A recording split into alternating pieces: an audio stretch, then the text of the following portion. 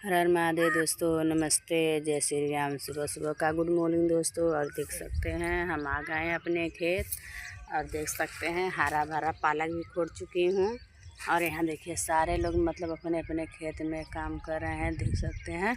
और हम भी अपने खेत में आ गए हैं, पालक खोद चुके हैं, प्याज सागा उखाड़ चुकी हूँ दोस्तों। मैं 5 बजे के खेत में आई थी सुबह सुबह।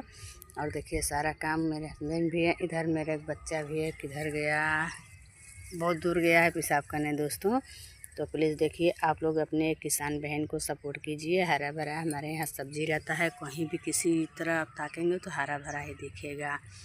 और आप लोग को सब्जी चाहिए चाहे शादी ब्याह में, तो यहाँ हरा भरा सब्जी मिल चुका है। देखिए इतना छोटा बच्चा को भी लेकर आइए, यहाँ छोटा बड़ा बच्चे सारे लोग काम करते हैं।